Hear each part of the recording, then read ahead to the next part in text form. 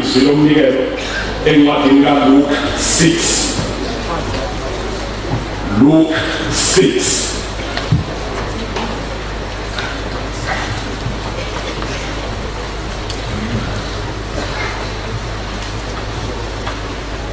Seshilo kwa umfuli ubaba umfundisi uZulu Lakeside Assemblies of God eFryhead ngiphethe ibandla khona le ndawo kuthiwa Lakeside ngingaphansi kababa umfundisi uMackenzie khona lapha eFryhead. Amen.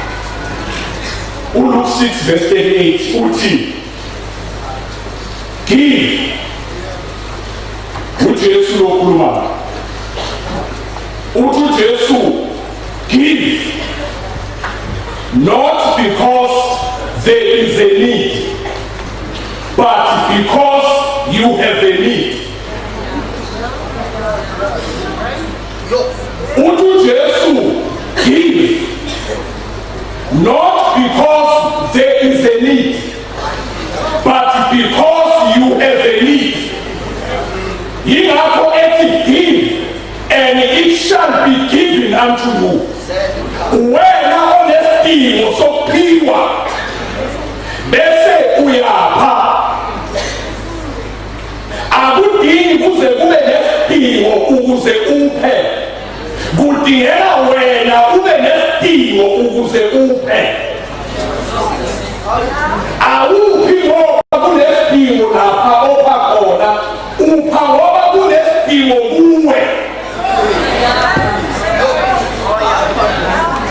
Hallelujah. What will Jesus give? And it shall be given unto you. Bugangaba.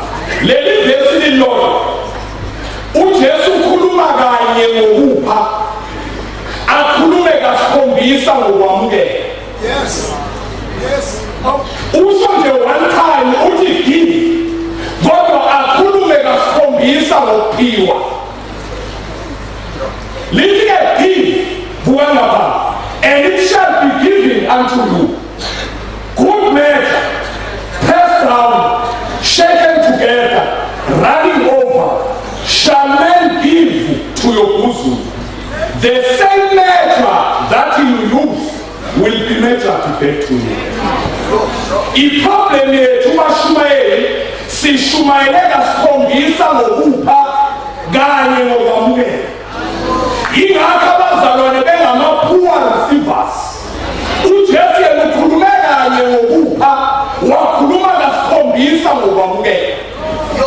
Yindaba yingoba akukho la uhlukana khona nemali yakho ungatholi lutho.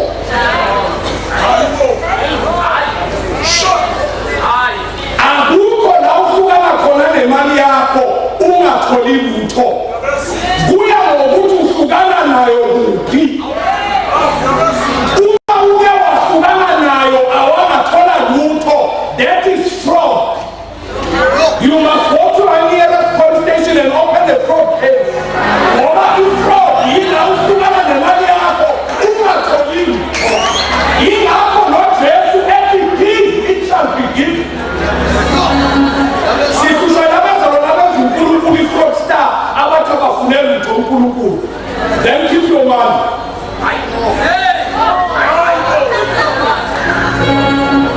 Mawuhlukana nemali yakhe esupermarket ikunika igrosa. Mawuhlukana naye endlini kaNkulunkulu ikunika usuku.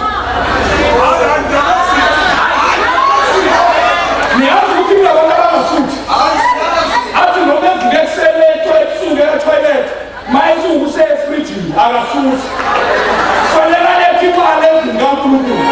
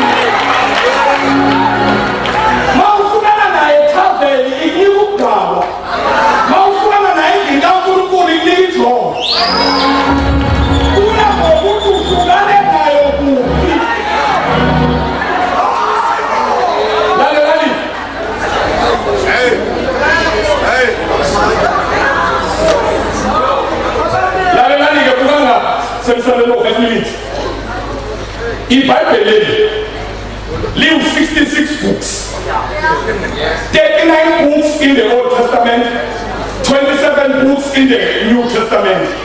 Bese lezi 66 books libizwa ngokuthi yizwi likaNkulunkulu.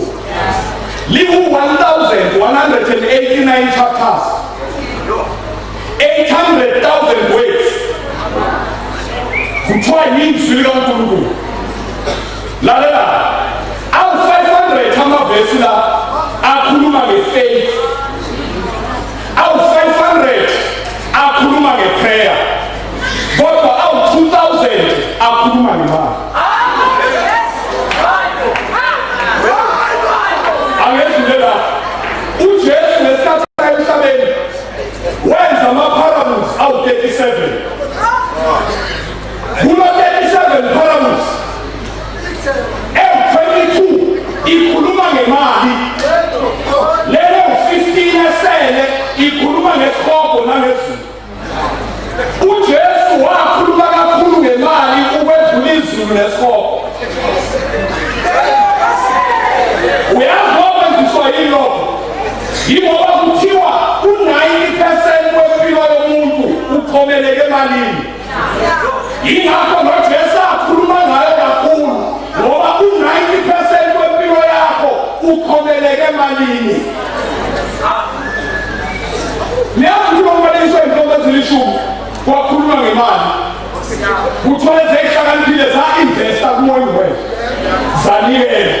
Imali yakho iletha lapho usuke investa kumoya wethu. Kuthiwa lezey'hlanu ezaziziphukuphuku zayikhonza lapho kunganikelwa khona, zayikhonza ey'phukuphukwini. Ukukhonza lapho kunganikelwa khona ukhonza ey'phukuphukwini.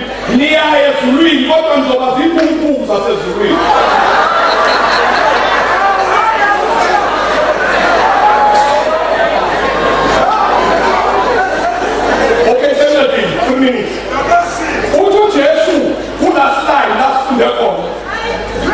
The same nature that you use will be natural to bear to you.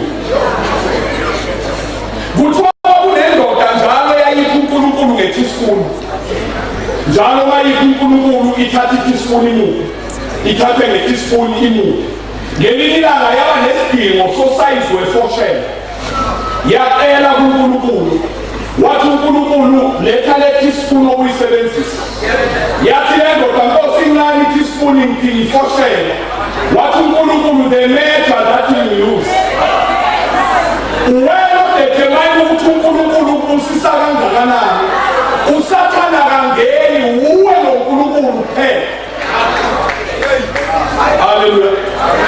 Lalela, usathana kafuni uze nemali yakho endlini kaNkulunkulu, ngoba uyazi ukuthi uzothola okudingayo. Bathakame ndaba uma uya esupamakethe nesalari yakho, ngoba uyazi ukuthi uzothola ongakudingi, uzothola nje okufunayo. Uma uthatha 1,000 uya nale endlini kaNkulunkulu uthi usathane is too much. Take the very same 1,000 rand ungene nale Pick n Pay, that is nothing. Yingoba usathane uyazi ukuthi la endlini kaNkulunkulu uzothola ongadayisa Pick n Pay. Ngoba ungene fenisha uthi uzothenga ubuthongo, bazotshela ukuthi abanabo banobheke, thina lazi nobuthongo.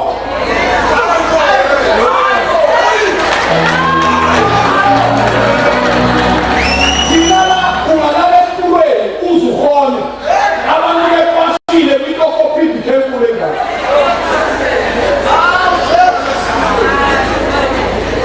Usathane into angayifuni ukuthi uze nemali endlini kaNkulunkulu, ngoba uyazi ukuthi uzothola into engadayisi ndawo. Ayikho indawo edayisa nge-healing. Noma ungaya ekhemesi ukuthi ufuna i-healing, bazothi bane-medication bona. I-healing isendlini kaNkulunkulu. Yingakho usathane elwela ukuthi ungezi nemali yakho endlini kaNkulunkulu. 3, njengoba bengafuni uze nemali yakho, yingoba uyazi ukuthi le nkinga ekuphethe, lokhu ukuphethe wathenga.